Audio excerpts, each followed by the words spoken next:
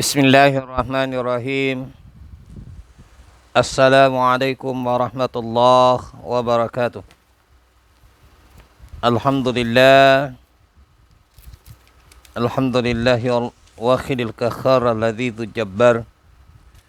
Asyhadu an la ilaha illallah wahdahu la syarika lah. Irghama li jalla wa kafa billahi wakila wa kafa billahi nasira. Qala Allah Ta'ala fi kitabil aziz. A'udzu billahi minasy syaithanir rajim. Bismillahirrahmanirrahim. Kullu nafsin dha'iqatul maut. Summa ilayna turja'un. Shadaqallahul azim. Wa sadaqan nabiyul karim. Wa nahnu ala dzalika minasy-syakirin wasyahidin. Alhamdulillahi rabbil alamin. Alhamdulillah.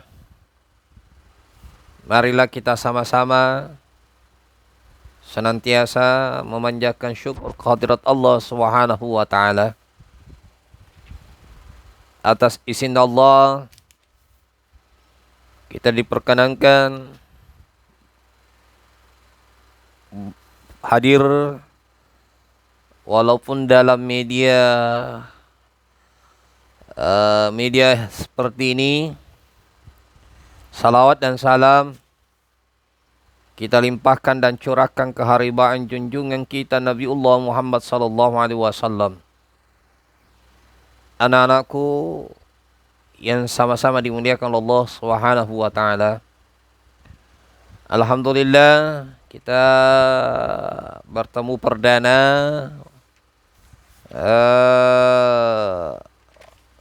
dalam materi iman kepada hari akhir.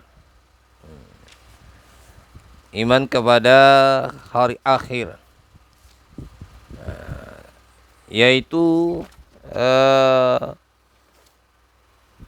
dari segi bahasa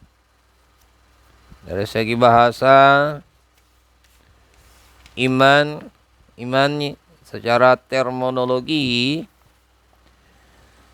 yang berarti percaya, sedangkan iman secara terminologi adalah keyakinan di dalam hati, diucapkan dengan lisan, dan diamalkan dengan anggota badan. Hari akhir disebut juga hari kiamat. Hari akhir adalah hari berakhirnya kehidupan di dunia. Pada hari itu alam semesta dan seluruh isinya akan hancur. Hari kiamat memiliki beberapa nama yang tergambar yang termuat di dalam Al-Quran.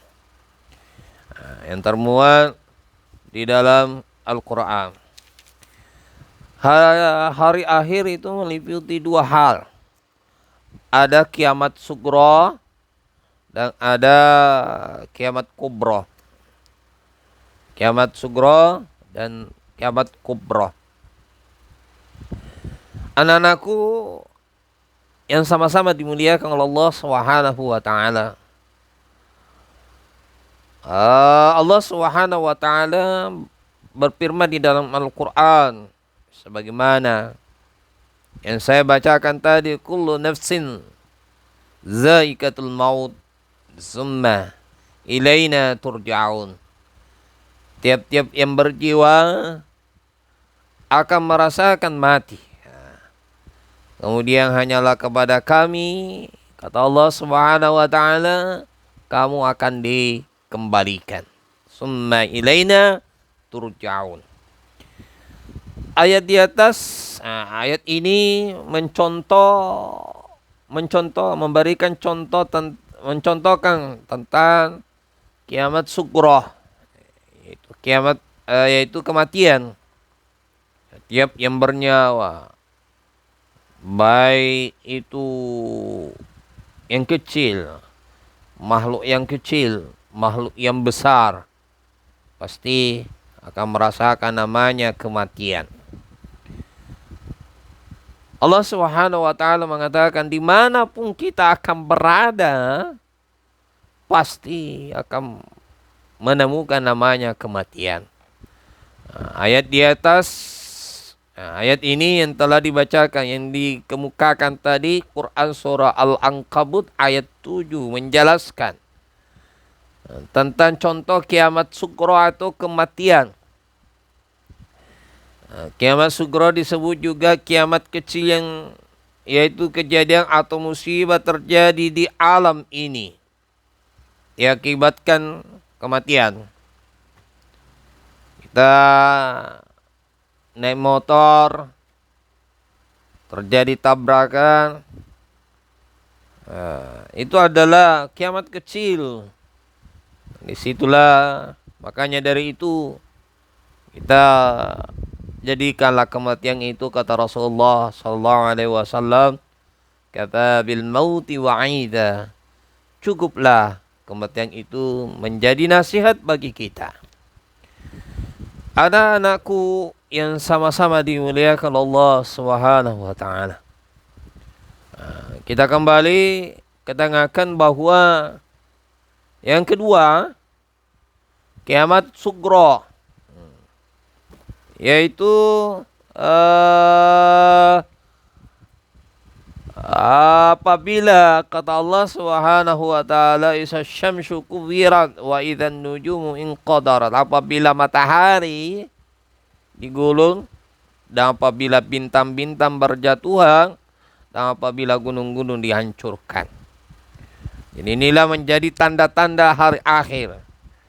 Tanda-tanda hari akhir meliputi dua aspek, dua hal. Tanda kecil dan tanda besar.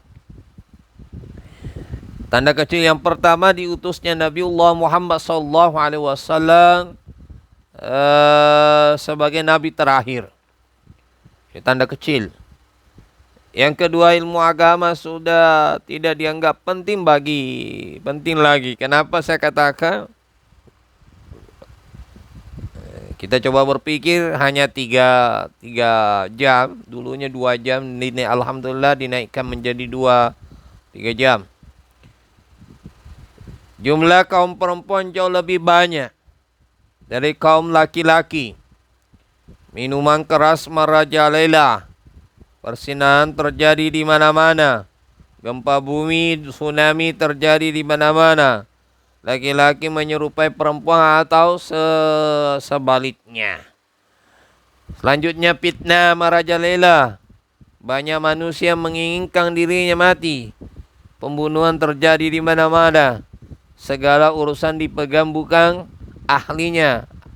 Adanya 2 golongan yang besar saling membunuh, tapi sama-sama mengakui perjuangkan agama Islam. Yang salah dibenarkan, yang benar disalahkan. Hukum diperjualbelikan. Anak-anakku, itu dah tanda-tanda kecil. Kalau kita perhatikan ayat-ayat Allah Subhanahu wa taala tentang bagaimana hari kiamat itu. Allah Subhanahu wa taala mengatakan, amma yatazaaluna anin naba'il 'adzim. Amma yatazaaluna anin naba'il 'adzim. Tentang apakah mereka saling bertanya tentang berita yang besar. Apa berita itu? Apa berita itu? Kedua ayat di atas mengisyaratkan jelas bahwa manusia bertanya tentang perihal hari kiamat. Kapankah hari kiamat terjadi? Dalam Al-Quran, dalam terma Al-Quran, masalah hari kiamat itu redaksinya dengan kata an-naba al-azim. Allah Subhanahu wa taala berfirman di ayat lain, fahal yanzuruna illa sa'ati, maka tidaklah yang mereka tunggu-tunggu melainkan hari kiamat kedatangan kepada mereka tiba-tiba, karena sesungguhnya telah datang tanda-tandanya. Maka apakah faidahnya bagi mereka kesadaran mereka itu apabila hari kiamat sudah datang? Kita kembali membahas bahwa ada tanda-tanda besar. Kita bahas hari akhir itu ada 2 hal. Yang pertama hari kiamat besar. Yang kedua kiamat kecil.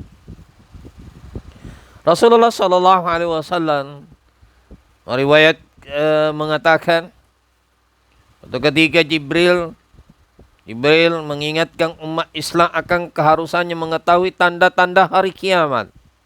Tanda-tanda hari kiamat, pentingnya menambah hal tersebut. Nabi menanyakan hal itu tersebut kepada Rasulullah Sallallahu Alaihi Wasallam. Dalam sebuah kitab dijelaskan, bainama nahnu inda Rasulullah Sallallahu Alaihi Wasallam sata yaumin. Nah, ini hadisnya panjang. Pada suatu hari kami bersama Rasulullah Sallallahu Alaihi Wasallam. Tiba-tiba muncullah seorang yang berpakaian putih bersih, rambut hitam legam. Tidak tampak pada dirinya bekas-bekas melakukan perjalanan jauh. Di antara kami tidak ada satupun yang mengetahui jati dirinya. Yang jelasnya dia langsung duduk di hadapan Rasulullah Sallallahu Alaihi Wasallam. Dia merapatkan kedua lututnya dan berhadapan dengan lutut Rasulullah Sallallahu Alaihi Wasallam. Kemudian dia meletakkan kedua telapak tangannya di atas paha Rasulullah Sallallahu Alaihi Wasallam. Orang tersebut berkata, wahai Muhammad, beritahukanlah kepada aku tentang Islam. Maka beliau menjawab, Islam adalah engkau bersaksi bahwa tiada ilah selain Allah dan sesungguhnya Muhammad adalah Rasulullah. Mendirikan salat, membayar zakat, puasa Ramadan, menunaikan haji. Jika engkau mampu menunaikannya, maka berkatalah orang tersebut, engkau benar. Kata Umar, kami pun tertegun, keheranan mendengarkan ungkapannya. Padahal dia yang menanyakan hal tersebut, tapi dia sendiri yang membenarkan jawabannya. Kemudian orang tersebut bertanya lagi, beritahukanlah kepadaku, apakah iman itu? Beliau menjawab, engkau beriman kepada Allah, para malaikatnya, kitab-kitabnya, rasul-rasulnya, hari akhir, serta iman kepada takdir yang baik dan yang buruk. Laki-laki itu kembali menjawab, engkau benar wahai Rasulullah. Kemudian laki-laki itu bertanya, beritahukan kepada apakah ihsan itu, apakah kebaikan itu? Beliau menjawab, engkau beribadah kepada Allah seolah-olah engkau melihatnya. Namun jika engkau tidak dapat melihatnya, maka ketahuilah sungguhnya dia melihatmu. Kemudian orang tersebut bertanya lagi, beritahukan kepada aku tentang hari kiamat. Beliau menjawab, orang-orang ditanyai tentu hari kiamat itu tidak lebih tahu daripada yang bertanya. Kemudian laki-laki tersebut menukas, kalau begitu beritahukanlah tentang tanda-tandanya. Beliau menjawab, budak wanita dilahirkan tuannya sendiri. Itu tanda pertama. Dan apabila engkau melihat pengembala kambing yang bertelanjang kaki mulai berlomba-lomba membuat gedung pencakar langit. Umar berkata, lalu laki-laki tersebut pergi dan aku termenung untuk beberapa saat. Kemudian Rasulullah SAW bersabda kepada aku, wahai Umar, tahukah kamu siapakah yang bertanya tadi? Aku menjawab, hanya Allah dan Rasulnya. Hanya Allah dan Rasulnya yang tahu. Nabi bersabda, ketahuilah dia itu Jibril yang datang kepada kalian untuk mengajarkan agama kepada kalian. Anak-anakku yang sama-sama dimuliakan Allah Subhanahu wa ta'ala. Kita sudah jelaskan tadi tentang tanda-tandanya. Mudah-mudahan pertemuan perdana ini Allah Subhanahu wa ta'ala memberikan kesehatan dalam diri kita, senantiasa beraktivitas, memenuhi tugas-tugas kita, tugas-tugas kewajiban kita sebagai siswa, tugas-tugas kita sebagai siswa, memenuhi tugas-tugas kita, belajar dan menyelesaikan tugas yang diamanahkan oleh guru kita. Anak-anakku yang sama-sama dimuliakan Allah Subhanahu wa ta'ala.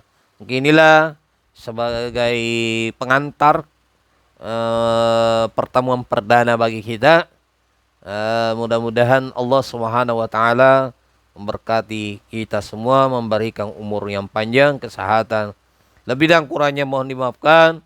Assalamualaikum warahmatullahi wabarakatuh.